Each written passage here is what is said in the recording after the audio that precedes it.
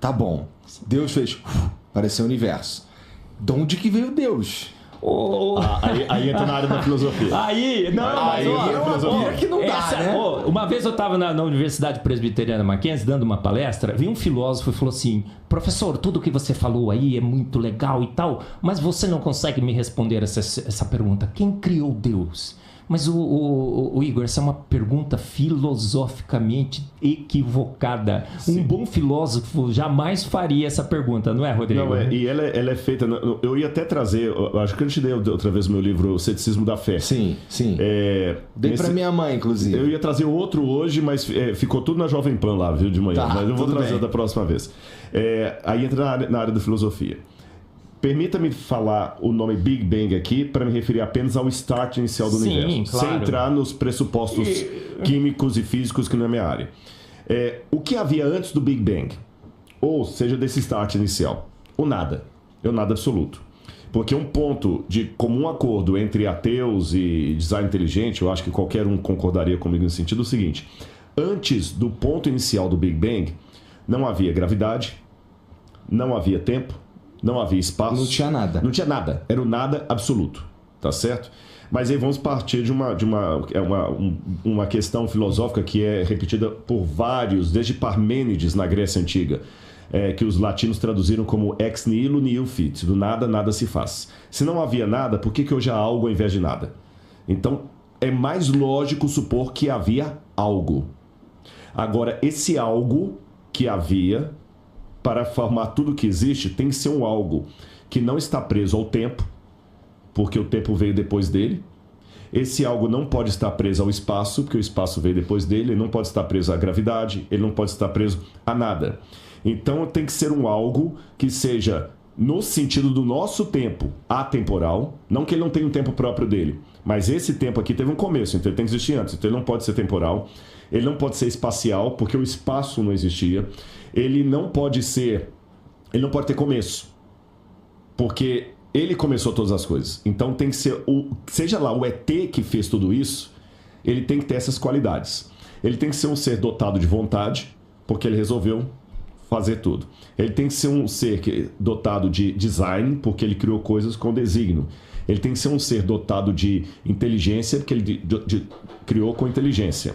Esse ser, então, não pode ter sido criado por nada, porque se ele foi criado por nada, a única coisa que eu faço do ponto de vista filosófico é deslocar a pergunta mais para trás. E mais para trás. E eu vou cair num ad infinitum absurdo. Eu tenho que obrigatoriamente chegar a 2 caminhos, não tem 3. Aliás, 3 caminhos. Ou eu acredito que a matéria e tudo que existe veio do nada, e me perdoe. Aí vem o meu limite. Isso não é científico. Porque, mas é provado. Não, então vamos falar de método científico agora. Eu vou até pedir licença para entrar na sua área. Eu li muito, desde os primórdios do método científico lá com Francis Bacon, depois as leis de Stuart Mill.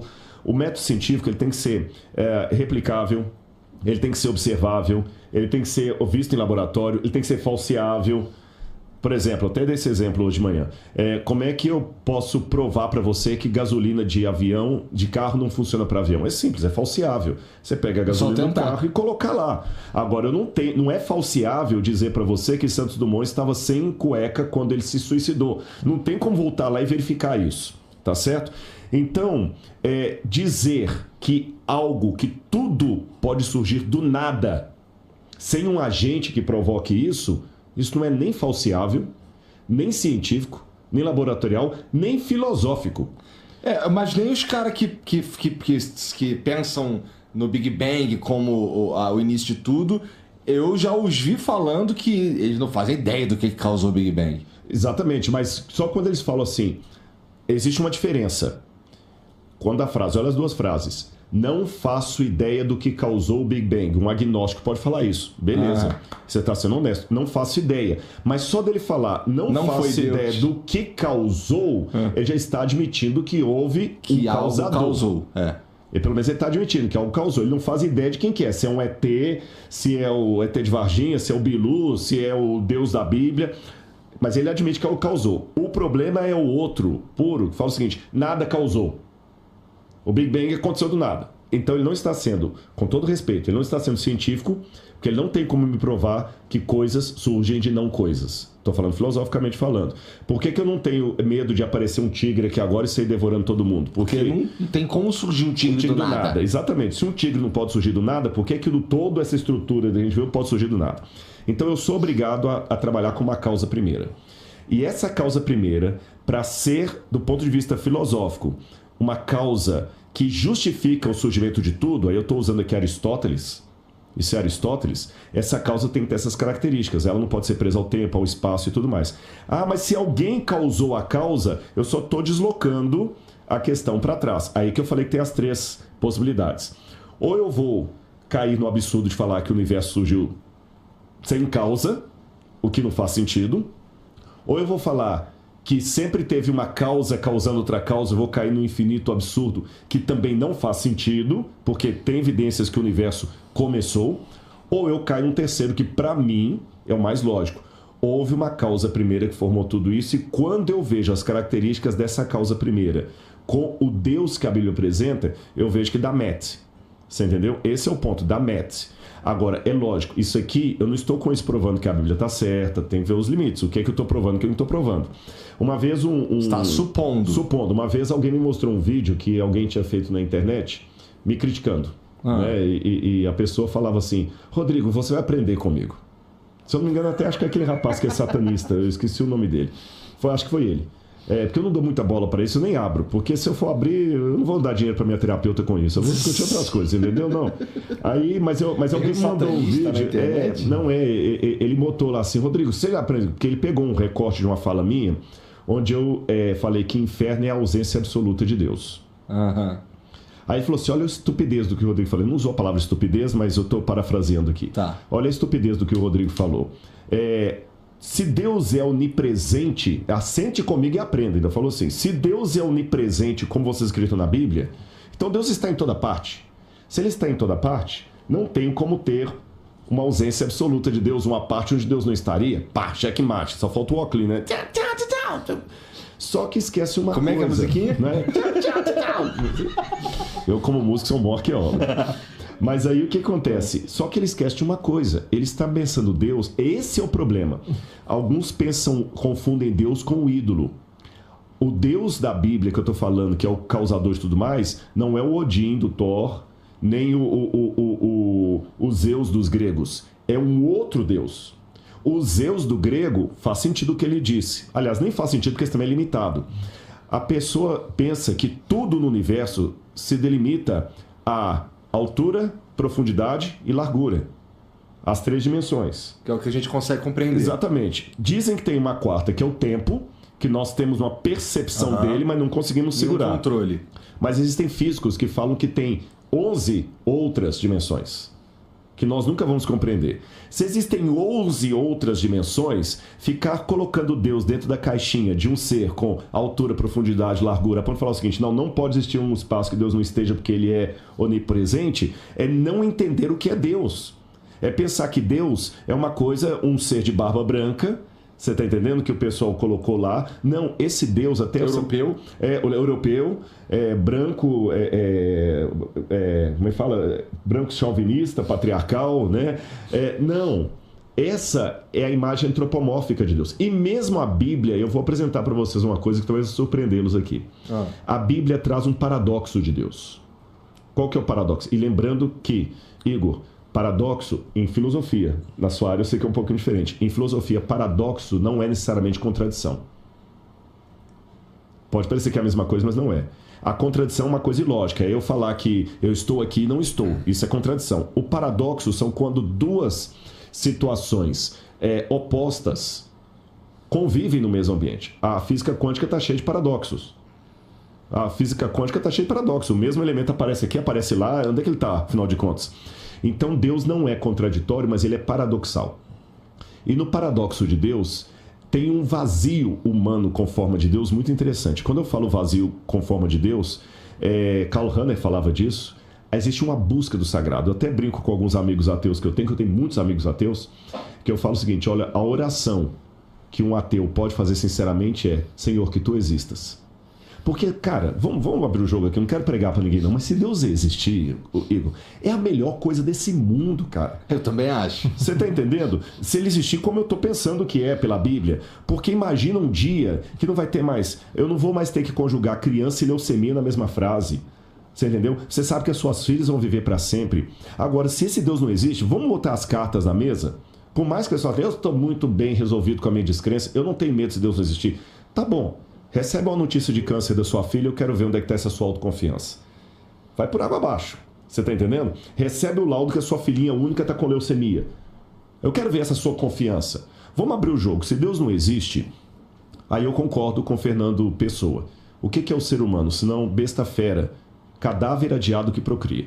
Então essas filhas lindas que você tem, um dia vai virar pó da terra, vai envelhecer ou morrer, ou você vai morrer antes, ou sua esposa antes, alguém vai deixá-las. Sabe, ontem mesmo eu perdi um pastor amigo meu, está sendo velado hoje lá no NASP, enquanto eu não estou aqui.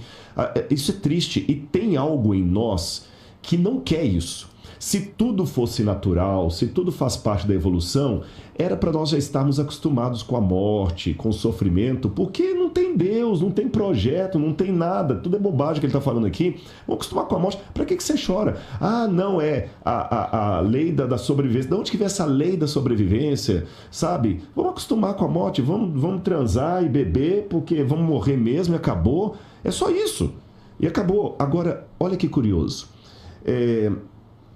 Nós, às vezes, queremos muitas certezas e nós nos portamos como pássaros numa gaiola.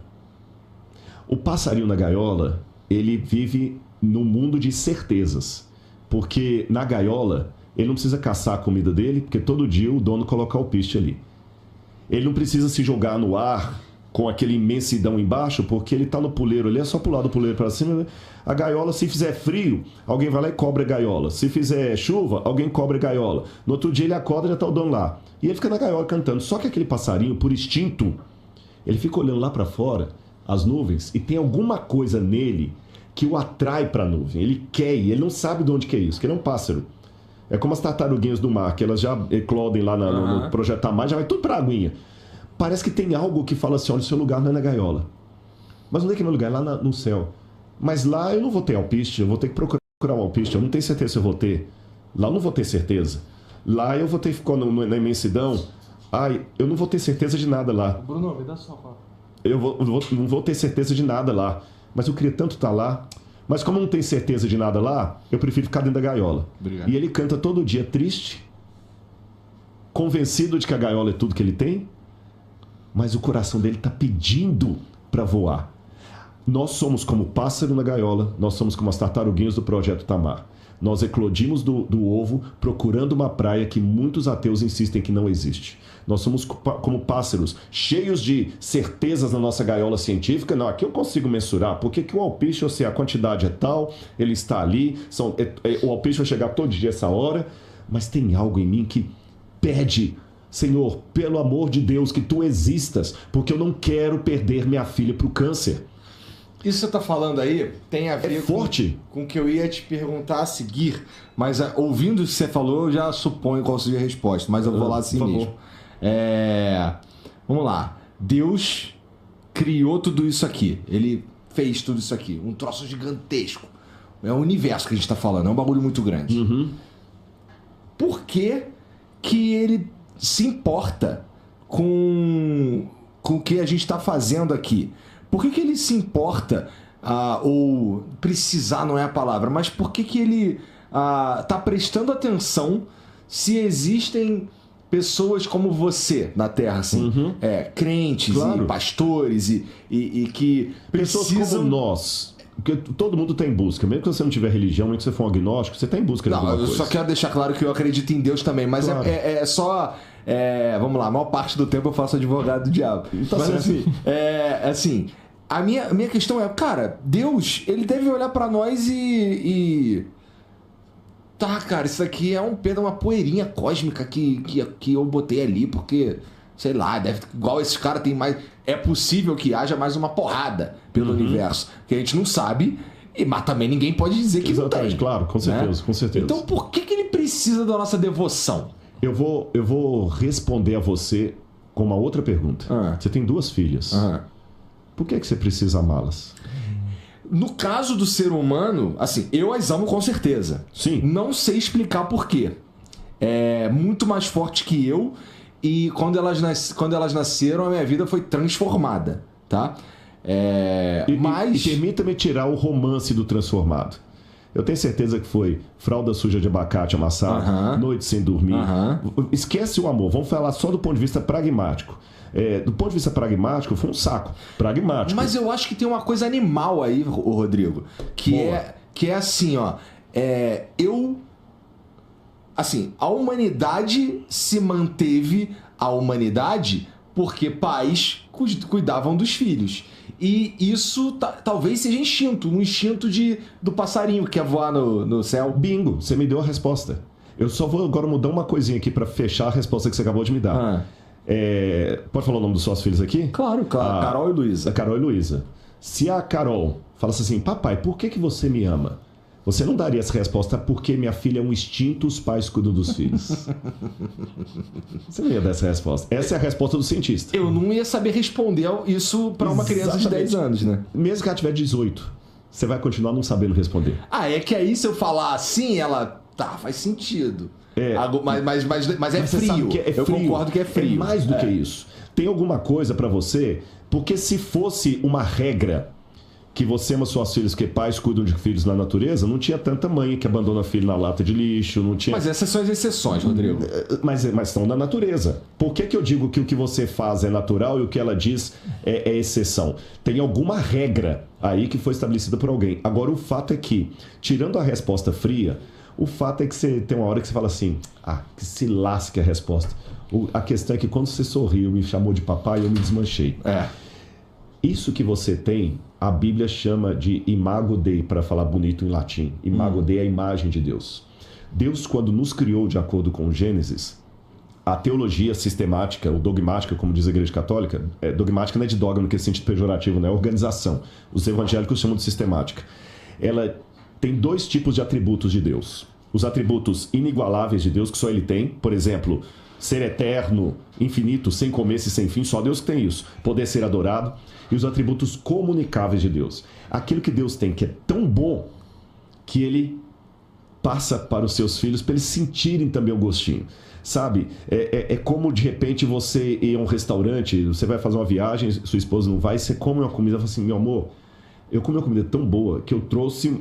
Eu pedi para preparar uma marmitex, que foi tão gostoso que eu não quis comer aquilo sozinho. Então Deus pensou assim, sabe, meus filhos, é tão gostoso criar vocês e amar vocês que eu vou dar para vocês o gostinho do que é ser Deus.